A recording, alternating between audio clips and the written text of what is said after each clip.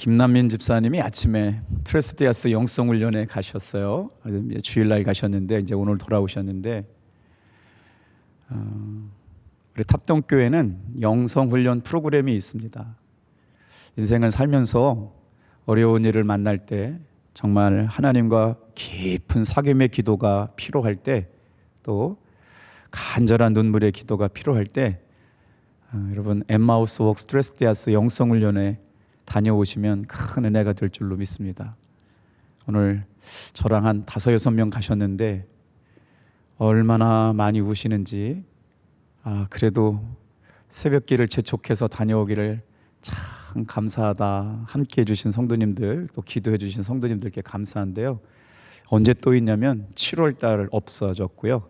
9월달 추석쯤에 있는데 기회가 되시는 분들은 꼭 한번 다녀오시면 큰 은혜가 될 거라고 생각이 들어요. 김남민 집사님 어머니를 이렇게 같이 모시고 갔는데 어머니가 젊은 날에 예수님 이렇게 안 믿으셨다가 여러 가지 일로 신앙생활 안 하고 계셨었는데 우리가 하루를 살면서 예수를 믿고 산다라고 하는 것이 큰 은혜이구나라는 생각들을 하게 되면서 오늘 에베소서 4장 말씀을 묵상하려고 그래요. 삶의 옷을 갈아입은 새 사람이란 제목으로 같이 한번 말씀 나누려고 그러는데 같이 한번 읽어주세요. 삶의 옷을 갈아입은 새 사람. 에베소 교회는 당시 로마 제국의 식민지였거든요. 정치적으로, 상업적으로, 또 종교적으로 중심지였는데 지금 에베소서를 기록하고 있는 사도 바울은 어디에 있냐면 로마 감옥에 갇혀 있어요. 그때가 AD 62년경이라고 말하는데 사도 바울의 마음의 중심은 어디에 있냐면 교회 성도들과 교회 공동체의 마음이 가 있죠. 사진 한 장 보여드려 볼게요. 그 공동체가 어떤 공동체였냐면 지금 에베소 지역에 위치하고 있는 신전이 있었거든요. 저 신전의 이름이 뭐냐면 아르테미스라고 하는 신전이었는데 한 기둥 높이가 저렇게 크니까요. 어마어마한 도시가 있었고 신전이 있었다라고 예측해 보이는데 저건 그냥 신전이고 조감도로 이렇게 상상도를 그려놓긴 했는데 저런 곳에서 지금 보이는 왼쪽 편에 우상을 섬겼다. 가슴이 여러 개 있잖아요. 풍요와 다산. 그러니까 세상을 살아가는 사람들이 요구하는 모든 걸 충족시켜 주실 만한 달의 여신이 바로 아르테미스 신이었는데 종교적 다원주의가 극에 달아 있고 우상 숭배가 극심했고 다양한 인종과 문화가 섞여 살아갔던 혼란스러운 대도시 안에서 사도 바울은 거기서 복음을 전하고 있습니다. 에베소를 왜 에베소서 교회를 읽으면 교회론이라고 말하느냐면 예수님께서 복음 안에서 유대인과 이방인의 경계가 무너지고 하나가 되었다. 이제는 예수님 안에서 차별이 없어져서 예수 그리스도가 교회의 머리가 되심으로 말미암아 새로운 교회 공동체로서의 정체성을 갖게 되었다. 끊임없이 우리 교회 안에 기존 성도님들과 새로운 성도님들의 경계가 무너지고 막힌담이 무너져서 날마다 예수님 안에서 건강하고 새로운 교회가 우리 교회 되기를 주님의 이름으로 소망합니다. 새벽 기도 때 잠시 말씀을 드렸는데 주일 1부에 나온 집사님 부부가 2부 예배도 예배를 또 나오셨어요. 그래서 예배를 드리고 있는데 전도한 분들 교회 등록시키려고 남편이 1부 예배 드리고 나서 2부 예배를 또 드리고 있더라고요. 그 아내는 뭐 하고 있냐? 새 가족이 데리고 온 아이들 이렇게 막 2명, 3명 케어하고 있어가지고 2명? 3명이에요? 3명이었구나.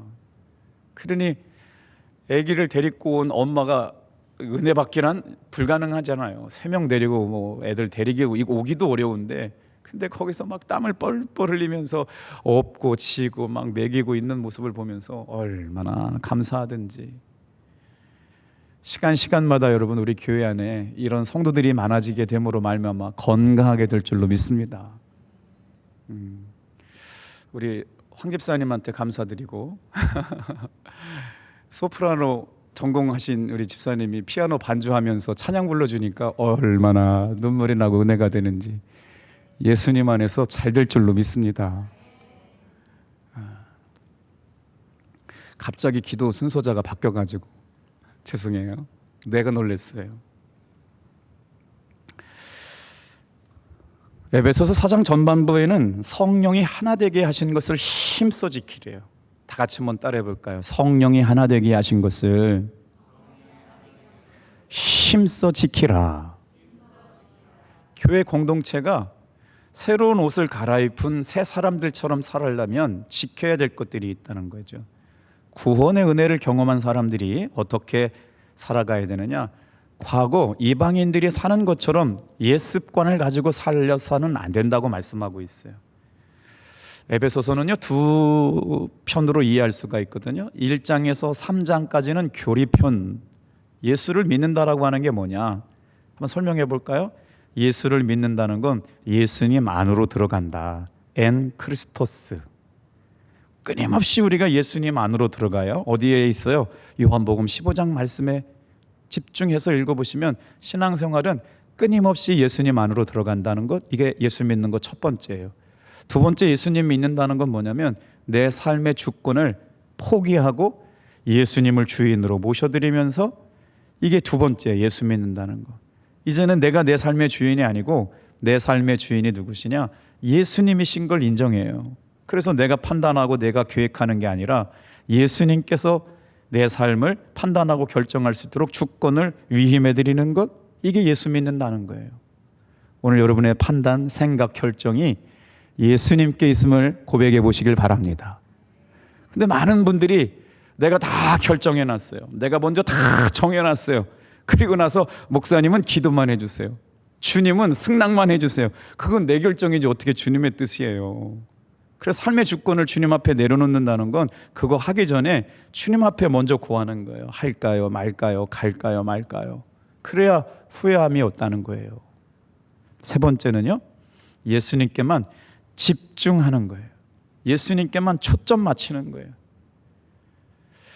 여러분, 죄라고 하는 게 하마르티아라고 하는 단어를 써요. 그런데 화살을 당겨가지고 관역에 정중하게 맞추어야 되는데 관역에서 빗나가다, 이게 하마르티아예요. 우리의 삶이 예수님께 집중해야 돼요. 마음과 생각과 모든 입술의 고백과 관심이 집중돼서 예수님께 집중되어야 예수 믿는 건데, 오늘 하루 24시간 살면서 예수님 얼마나 생각하셨어요?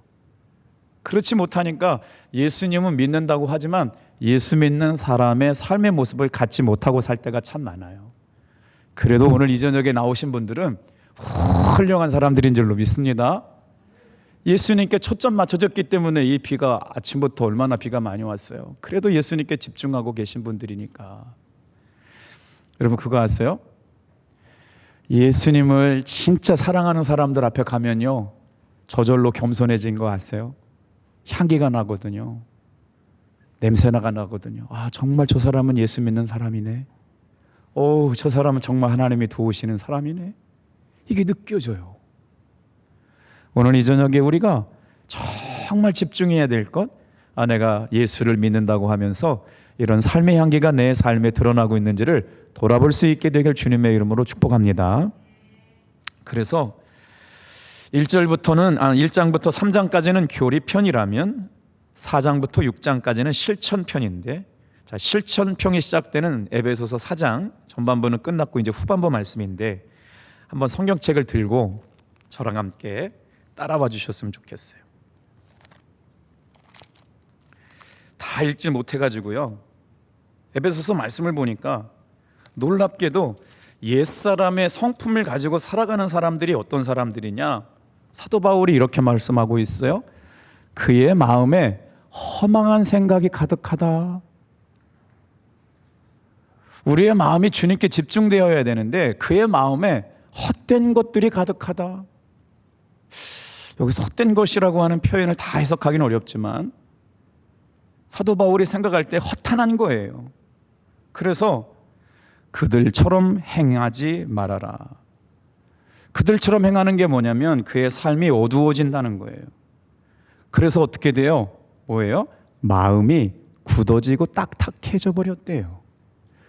그러니 오늘 내가 예수를 믿으며 사는 삶이 여러분 마음이 굳어지고 딱딱해지고 예배가 생명력이 없고 강단에서 흘러나오는 말씀이 내 삶에 영향력을 미치지 않는다라고 말하기 전에 내가 지금 예수님께 초점 맞춰져 있나? 내 마음과 생각과 입술의 고백이 허망한 것에 물들어 있지는 않은가? 진짜 이렇게 신앙생활해도 나 천국 갈 수 있나? 라고 한 번쯤은 심각하게 물어보면서 주님 앞에 기도해야 될 줄로 믿습니다. 마음이 어두워졌다는 거예요. 헛되고 허망한 것 바라보더니 마음이 무지해져서 굳어졌다는 거예요. 그런데 더 무서운 말씀을 하고 있어요. 따라 볼까요? 생명에서 떠나갔다. 우리 새벽에 마태복음 17장 말씀 어제 묵상했는데 제 마음에 겨자씨 한 알만한 믿음이 있으면 이 산을 명하여 움직이라고 해도 움직이게 될 텐데 어찌하여 변화산 위에서 계시던 예수님께서 산 아래로 내려오셨을 때 베드로와 야고보와 요한을 데리고 가셨는 그 변화된 예수님을 보실 때 예수님의 모습이 모세처럼 보이기도 하시고 엘리야처럼 보이기도 하셨는데 산 아래로 내려가야 돼요. 은혜 받는 게 좋사오니 여기만 있으면 좋겠습니다가 안 돼요. 우리는 끊임없이 삶의 자리로 돌아가야 될 줄로 믿습니다. 거기서 뭐 했어요? 병들어 죽어가는 한 아들을 둔 아버지의 눈물이 있다고요. 기도해도 병을 고치지 못해서 전전긍긍하고 있는 예수님의 제자들이 씨름하고 있다고요. 그랬더니 사람이 와서 물어요. 병 걸린 아들의 아버지가 와서, 제자들이 와서 예수님께 물어요. 어찌하여 우리는 기도해도 능력이 나가지 않습니까? 언제까지 내가 너희들과 같이 있어야 되겠냐? 이 믿음이 작은 자들아. 그 말씀이 너무 크게 다가와가지고 믿음이 작은 자들이 뭘까?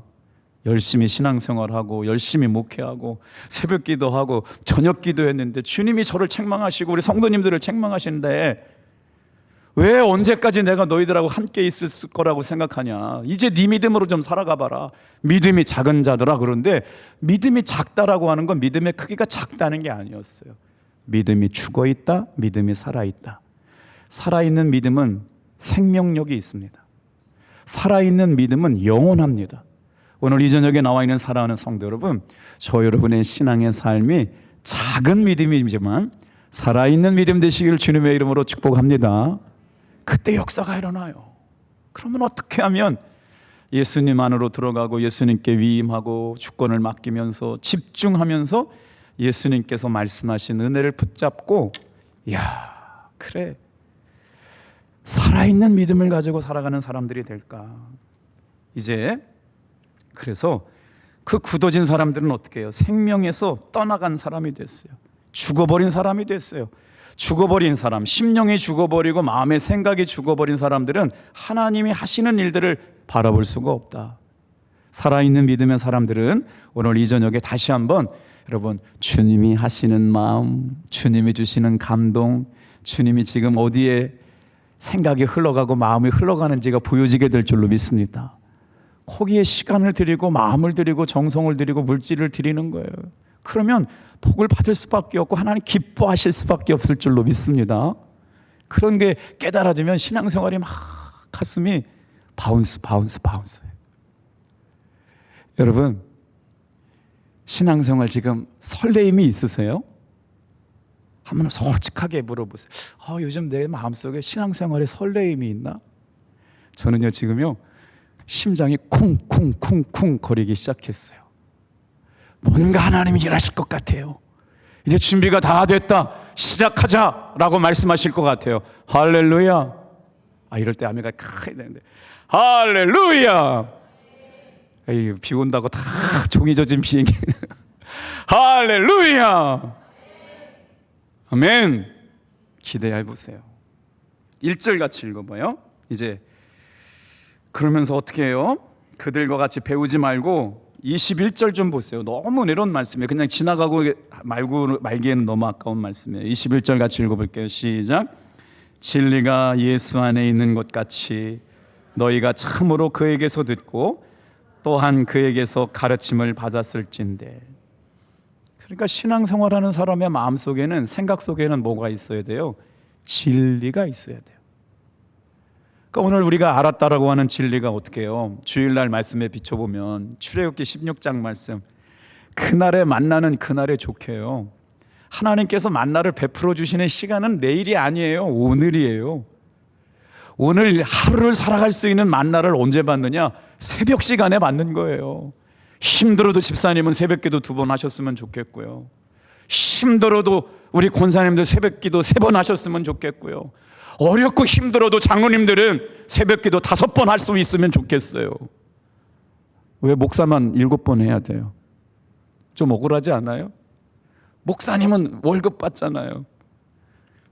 참, 가끔씩 생각해요. 나도 목회할 때 월급 사례비 안 받고 목회하면 좋겠다. 갑자기 심각해지지 마시고요. 그때 하나님이 주시는 생명이 있을 줄 믿습니다. 그래야 하나님 앞에 뭔가 좀 달라고 얘기할 수 있잖아요. 보세요. 진리가 예수 안에 있는 것 같이 너희가 참으로 그에게서 듣고 그 안에서 가르침을 받았다면, 답동교회 성도들아, 그렇게 신앙생활을 해야 되는 게 맞지 않냐? 저는 마음속에 날마다 100만 21, 100만 22 열정이 꿈틀거려가지고 목회가 많이 남은 줄 알았어요. 그리고 10년, 20년, 30년 계속될 줄 알았는데요, 저에게도 은퇴가 다가오고 있다는 사실을 최근에 깨닫게 됐어요. 50살 중반이 넘고 나서 나도 이제 14년밖에 남지 않았구나. 언제 깨달았냐면 지난번 교육자회의 시간에 시곡 목사님이, 옛날에는 젊은 목사님들이 안수받을 때 눈이 갔는데 이제 돌아보니 은퇴하시는 목사님들께 눈길이 가더래요. 저도 똑같았거든요. 어떻게 70평생 건강하게 은퇴할 수 있을까? 안수받는 목사님들 막 눈물 나고 설레이고, 하나님께서 어떻게 저 주의 종을 삼으셨을까 막 감동했는데, 요즘은 은퇴하시는 목사님들 보면, 야, 수많은 날들 얼마나 많이 우셨을까? 얼마나 많은 날들 무릎 꿇으셨을까? 얼마나 많은 날들 인내하셨을까? 그리고 기도하셨을까? 근데 정말 하나님 공평하세요. 교회가 크게 목회를 하신 분들은 교회에서 섬김을 잘 받고, 어렵게 가난한 목회하신 목사님들은 자녀들이 다 잘 됐어요. 공평하시더라고요. 오늘 여러분의 인생 가운데 하나님은 공평하신 하나님으로 만나 주실 줄로 믿습니다. 이제 1절 한번 읽고 다시 또 넘어올게요. 1절이요. 시작. 그러므로 주 안에서 갇힌 내가 너희를 권하노니 너희가 부르심을 받은 일에 합당하게 행하여. 그러므로 주 안에서 갇힌 내가 너희를 권하노니 너희가 부르심을 받은 일에 합당하게 행하자. 그래서 말씀을 묵상하다 보니까 사도 바울이 에베소서 교회 성도들에게 삶의 옷이 갈아입혀진 새로운 삶을 살기를 결단한 사람들이 어떻게 살아가느냐, 세상에 3가지만 얘기하시면 좋은데 8가지나 얘기하셨어요. 8가지 얘기하다 보면 시간 다 끝날 것 같은데 같이 한번 제가 읽어드려 볼 테니까요. 1번, 2번, 3번, 4번 밑줄만, 번호만 좀 매겨보세요. 자, 2절이거든요. 모든 겸손과 온유로 하고 오래 참음과 사랑 가운데서 서로 용납하고. 이게 옛사람을 벗어버리고 예수님 안에서 새 사람을 입은 사람. 오래 참음으로 사랑 가운데서 용납하십시오. 지금은 다 맞는 것 같지만 또 우리가 실수하고 잘못 판단할 때가 있다. 그래서 겸손하게 온유하고 부드럽게 오래 참음으로 사랑 가운데서 서로 용납하자. 우리 가정이 그래야 되잖아요. 우리 교회가 그래야 되잖아요. 우리 성도들끼리 그래야 되잖아요. 첫 번째, 삶의 옷을 갈아입은 사람의 모습은 용납하는 사람이고요, 오래 참는 사람이고요. 자, 2번째거든요. 에베소서 4장 4절 다 같이 한번 따라해 볼게요. 한 소망 안에서 부르심을 받았느니라. 저는 우리 교회 새 가족들이 오실 때마다 너무너무 궁금해요. 야, 저분이 우리 교회 어떻게 오셨을까? 저분은 어떻게 예수님 믿게 되었을까? 저분은 어떻게 예수님을 구주로 영접하게 되었을까? 누가 기도하셨을까? 믿음 반 하다 보면 제가 질문을 많이 하잖아요. 12주 동안, 거의 13주 동안 3시간씩 같이 기도하고 말씀 나누고 눈물 흘리고 찬양하고 기도하다 보니까, 근데 한 사람 한 사람, 아, 우리 집사님이 이런 믿음의 깊이가 있었구나, 배후에 누가 이렇게 기도하는 분이 있구나 알게 되었어요. 그래서 믿음 반 훈련이 되게 중요해요. 아, 우리 집사님이 그래도 한결같으신 분이었구나. 왜 신앙생활을 오래 했는데 구원의 확신이 없다고 얘기하는 분들이 이렇게 많을까? 그런데 저도 깜짝 놀래요. 신앙생활 오래 했는데 목사님 구원의 확신이 없대요. 오늘 죽어도 천국 갈 자신이 없다는 거예요. 예수님은 믿어지는데 왜 그럴까? 우리 이 말씀을 듣고 있는 성도들에게도 이런 고민과 갈등이 있겠구나. 그래서 설교의 초점이 바뀌어져요. 여러분, 구원의 확신이 흔들릴 때마다 다 같이 한번 따라합시다. 한 소망 안에서 부름 받았다. 내가 오고 싶어서 온 건 아닙니다, 여러분. 하나님께서 불러주셔서 온 거예요. 내가 오고 싶어서 왔다면 언제든지 내가 갈 수 있는 게 교회거든요. 그런데 하나님이 선택해서 오게 됐다? 여러분, 그때부터는 얘기가 달라집니다. 내 맘대로 가면 안 되는 거예요. 제 친구들이 동기가 80명인데 지금 목사의 삶을 살고 있는 친구들이 40명도 안 돼요. 다 어디 갔는지 모르겠어요. 그때 여러분, 저는 부족하지만 하나님께서 나를 부르셨다라고 하는 소명이 굳건했습니다. 그래서 죽으면 죽겠습니다. 목회하다 죽겠다는 각오가 있었어요. 만약 주님이 원하신다면 이 연약하고 부족한 생명도 주님께 드릴게요. 그게 부르심의 소망이었거든요. 부르심의 소명이었어요. 근데 중간에 힘들다, 어렵다, 등록금 없다, 장학금 못 받았다, 한두 명씩 이렇게 이탈하고 탈락하는 동기들이 생겨났어요.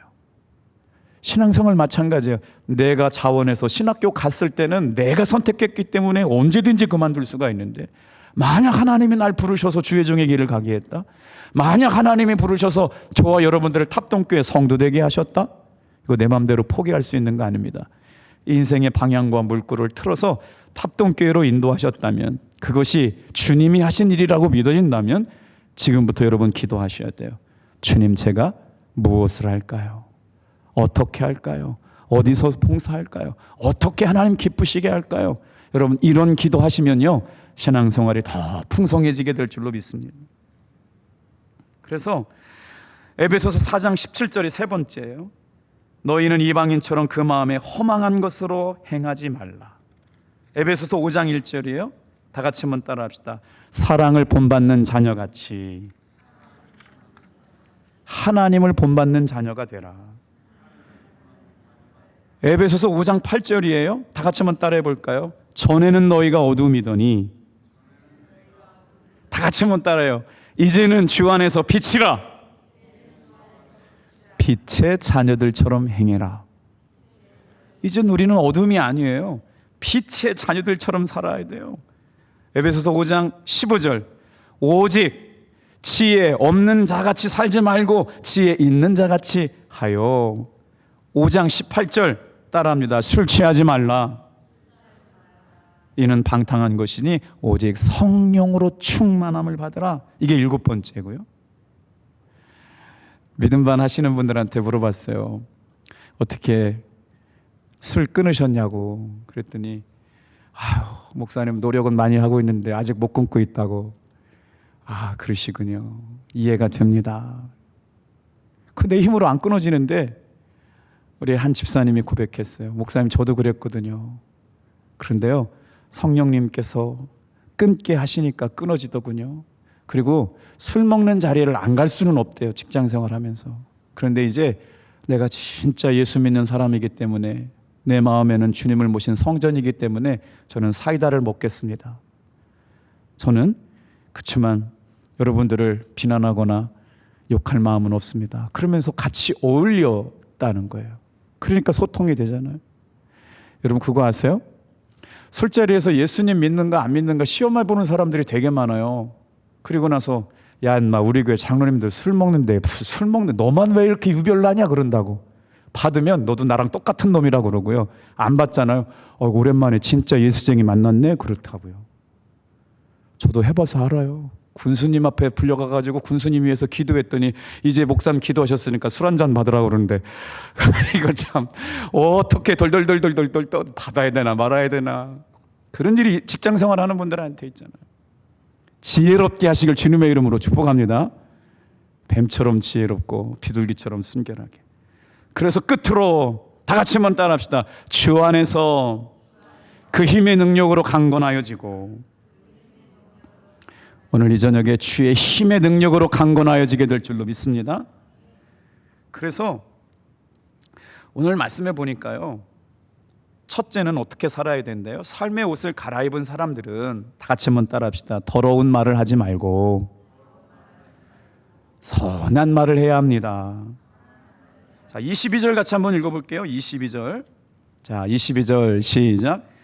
너희는 유혹의 욕심을 따라 썩어져가는 구습을 따르는 옛사람을 벗어버리고. 자, 23절 24절도 같이 읽어요. 시작. 오직 너희의 심령이 새롭게 되어 하나님을 따라 의와 진리의 거룩함을 지으심을 받은 새 사람을 입으라. 다 같이 한번 따라 볼게요. 의와 진리의 거룩함으로 지으심을 받은 새 사람을 입으라. 이 말씀이 29절과도 맥락이 같아요. 새 사람을 입으라고 말씀하셨어요. 자, 더러운 말을 하지 말고 선한 말을 하는 게 왜 중요하느냐? 29절 말씀 같이 한번 읽어볼게요. 29절 시작. 무릇 더러운 말은 너희 입 밖에도 내지 말고 오직 덕을 세우는 데 소용되는 대로 선한 말을 하여 듣는 자에게 은혜를 끼치게 하라. 사랑하는 성도 여러분, 삶의 옷을 갈아입었어요. 예수님 믿음으로 말미암아 삶의 변화가 되었어요. 그래서 첫 번째로 이제 에베소서 안에 8가지 삶의 변화를 말씀하시는데, 여기서 욕하지 마라, 단순하게 욕하지 말라는 게 아니에요. 말의 방향과 목적을 바르게 하라는 거예요. 선한 말이 뭘까요? 살리는 말이에요. 살리는 말을 해가지고요, 은혜를 끼치는 사람들이 예수 믿는 사람들인 줄로 믿습니다. 옛사람은 자기 입으로 옛날 더러운 말을 갖고 있어요. 썩은 말, 부패한 말이에요. 그런데 덕을 세우는 말은 어떤 말이냐면, 덕을 세우는 말은 마치 건물을 세우는 것과 같아요. 사람을 살리는 것과 같아요. 저와 여러분의 말이 사람을 살리고 건물을 세우는 말과 같이 덕을 세우고 은혜를 끼치는 말 되기를 주님의 이름으로 축복합니다.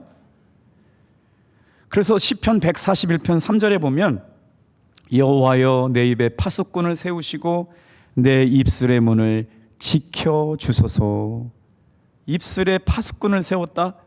이 말이 아프게 할 건가? 상처를 줄까? 공동체를 무너지게 되었다? 이것을 생각해보고 살필 줄 아는 사람, 이게 바로 새 사람을 입은 사람이 된다는 거예요. 자, 23절도 똑같은 말씀 나오거든요. 23절 읽어볼게요. 시작. 오직 너희의 심령이 새롭게 돼요. 심령이 새롭게 된다는 건 뭐냐면 계속 반복적으로 새로워지는 걸 말해요. 한 번 결심해가지고 딱 끝나는 게 아니라 날마다 새로워지는 거예요. 살리는 말, 은혜를 끼치는 말이 한 번 했다고 끝나는 게 아니라, 여러분 만나가 언제 공급돼요? 내일 아침 새롭게 공급되니까 그 생명과 그 은혜로 하루를 살아갈 수 있게 되길 바랍니다. 그래서 새 은혜로 살아가요. 날마다 지속돼 주면서. 이 말씀은 어떤 말씀이냐면, 내 생각, 내 말의 기준이 하나님의 말씀에 있어야 된다는 거예요. 내 감정 따라 말하고 내 기분 따라 말하고 내 생각 따라 말하면 실수하게 되고 손해보게 되고 후회할 일 생기니까, 내 말의 기준이 하나님의 말씀 안에 머물러 있어 여러분 은혜를 끼치는 여러분 되실 주님의 이름으로 축복합니다. 세상에서는요, 성공해라, 자기가 중요하니까 너 중심으로 살아라, 감정을 포기하지 말아라, 네 감정이 세상에서 제일 중요하다, 요즘 세상에 말하는 게 다 그렇잖아요. 그런데 하나님의 말씀은 뭐라고 말씀하느냐? 하나님 중심대로 살아라. 거룩함을 잃지 말아라. 말씀 중심대로 살아라. 교회 중심대로 살아라. 그러니까 자꾸 세상의 옷과 맞지 않는다고 말해요. 하나님 부정하고 죄를 합리화하고. 말과 생각이 바로 되려면 어떻게 돼요? 말이 바뀌고 생각이 바뀌어야 온전히 삶이 바뀌는데 내 힘 가지고 안 되기 때문에 말의 기준, 생각의 기준이 언제나 하나님의 말씀 안에 머물러 있기를 주님의 이름으로 축복합니다. 두 번째예요. 다 같이 한번 따라해 볼게요. 삶의 옷을 갈아입고 새 사람이 되어 살려면, 많은 말씀이 있지만 제가 말씀을 묵상하면서 너무나 감동이 된 말씀이에요. 27절 같이 읽을게요. 시작. 마귀에게 틈을 주지 말며. 우리가 신앙생활 하면서 예수님의 은혜로 구원받아 거룩하고 의롭고 새로운 삶을 살려고 할 때마다 누가 틈타 들어오느냐? 마귀가 틈타 들어오는데, 여러분, 제가 이 마귀가 틈타 들어온다는 단어가 며칠 전부터 이렇게 묵상이 돼가지고 이 단어를 묵상했더니 한번 이런 뜻이 있어요. 틈이라는 건 뭐예요? 장소를 말하거든요. 우리 마음속에 틈을 주면 어떻게 되느냐? 마귀가 거하는 장소가 된다는 거예요. 무섭죠? 여러분, 우리 마음에 언제 마귀가 틈타 들어와요? 영어 성경에는요, 이 마귀가 틈타 들어오는 틈을 뭐라고 표현했냐면 opportunity라고 써놨어요. opportunity라고 한 단어가 뭐예요? 기회라는 단어예요. 마귀에게 틈을 준다는 건 마귀에게 여지를 남기는 거예요. 마귀에게, 여러분, 기회를 주는 거예요. 이게 바로 마귀에게 틈을 보이는 거거든요. Don't give the devil an opportunity. 마귀에게 절대로 틈을 주지 말아야 된다라고 말한 게, 마귀에게 여지를 남기지 말아라, 마귀에게 기회를 주지 말아야 되는데, 우리가 신앙생활하면서 언제 마귀에게 틈을 주고 마귀에게 기회를 주느냐? 분노할 때예요. 신앙생활하는 것과 분노하는 게 왜 연결되어 있느냐? 너무 중요하게 되어 있어요. 열심히 신앙생활 잘하다가 목사님이 흥분 한번 하셔가지고 교회에 쫓겨난 목사님이 있어요. 장로님하고 막 싸우셔가지고 욕하면서 으쌰 그러면서. 그런 목사님들은 오래 못 버텨요.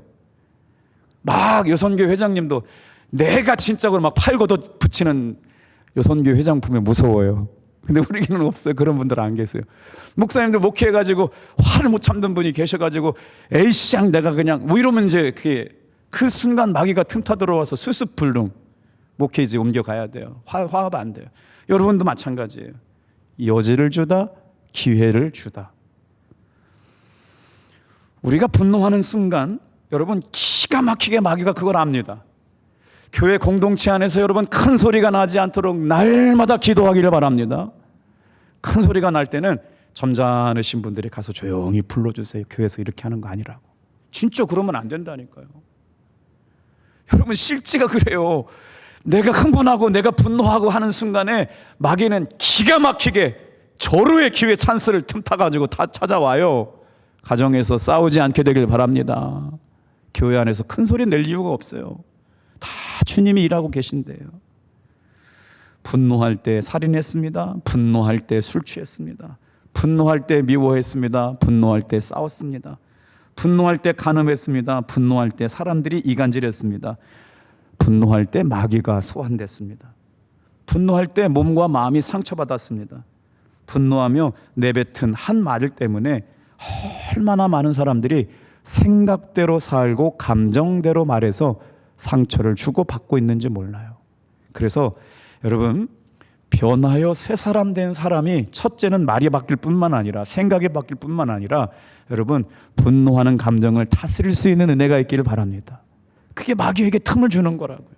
가정 안에서도 자꾸 틈을 주면 사탄이 틈타 들어올 여지와 기회와 공간을 준다는 거예요. 그래서 이런 상처들이 쌓이면 어떻게 돼요? 돌이킬 수 없는 간격이 돼요.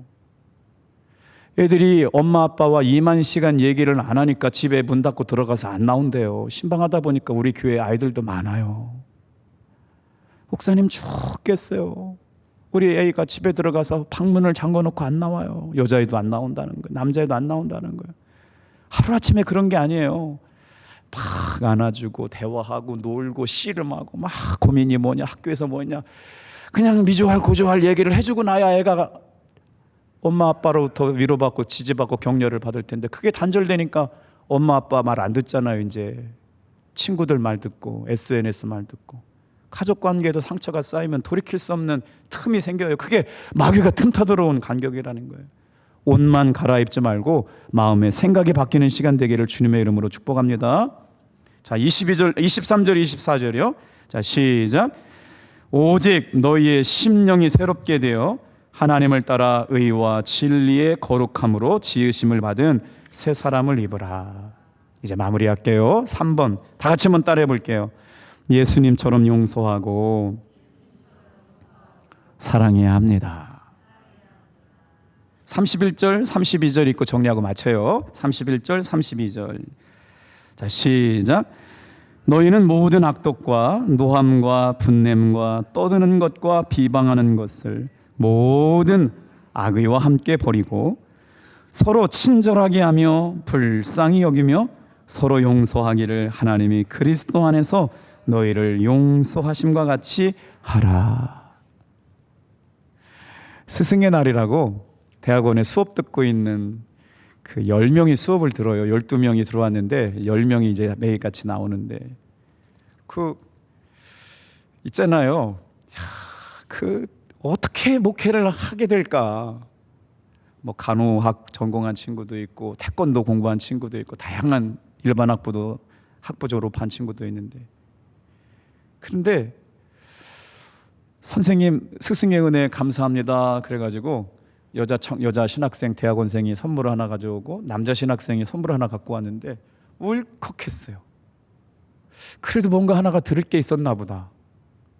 그래도 선생님이라고 인정해줘가지고 고맙다고 말을 표현하는데 애쓰고 노력함이 갔다 오면 기름값도 안 남아요. 이번에 갈 때 제가 선물 사갖고 갔거든요. 책 선물 사주지, 커피 사주지, 당진에 송편 사가지. 그게 7만 원 나왔더라고. 강의비 기름값 합하고 뭐 하면은 날마다 마이너스야. 그래도 내가 너희들을 사랑하고 목회는 말이야 이렇게 하는 거라고 침이 튀고 말이야 2시간씩 기도하고 말씀 보고 인생의 승부를 걸면 하나님 책임져 주실 거다 그랬더니 그래도 따라오겠다고 따라오는 사람들이 있어서 눈물 나더라고요. 올 한 해 가기 전에 이 말씀이 생각났어요. 한참 어리죠. 김동기 목사님 24살, 나는 56살. 몇 살 차예요? 근데 목회자 하겠다고 와 있는데 이쁘잖아요, 귀엽잖아요, 사랑스럽잖아요, 열심히 하잖아요, 똑똑해요. 대한민국 군목 시험 아무나 붙는 거 아니에요. 감리교회에서 1년에 1명 2명 뽑을까? 그것도 못해요. 몇 년에 한 명씩 붙어요. 사법고시 합격했다고 보시면 돼요. 군 목사님은 연봉이 5천 6천 보장돼요. 대위로 입건하거든요. 오늘 여러분들이 교회 오신 지 오래되었다고 해가지고 다 어리잖아요, 철없잖아요. 언제 신앙생활에서 은혜 받고 할까? 그때 우리 마음속에 무슨 마음이 생겨야 되느냐? 예수님처럼 용서하고 사랑하자. 그걸 뭐라고 여기느냐? 여기서 사도 바울이 이렇게 얘기했어요. 2000년 전에 초대교회 에베소 교회 성도들에게 다 같이 한번 따라합시다. 서로 친절하게 하여 불쌍히 여기며 서로 용서하라. 어떤 단어가 제일 은혜가 돼요? 친절하게 여기며. 우리 사랑하는 성도 여러분, 이제 말씀을 정리할게요. 우리 교회 안에와 지난 주일날 정말 우리 여선교회 총여선교회장님 감사해요. 얼마나 김치가 맛있던지. 이제 총여선교회 회장님이 다 묻힌 걸로 합시다.